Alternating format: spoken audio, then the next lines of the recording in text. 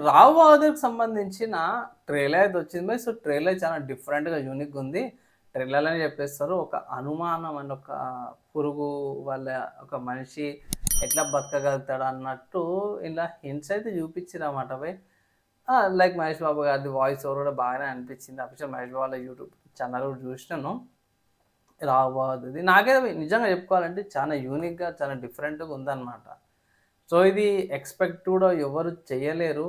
అంటే ట్రైలర్‌లోనే కొన్ని సీన్స్ ఏంది ఇట్లా జరుగుతుంది, ఇట్లా మూవ్ అయితుర్రు, ఏందిరా ఏం కథ, ఏంది మిస్టరీ అన్నట్టయితే కనిపించిందన్నమాట.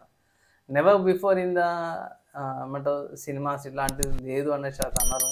చూడాలి.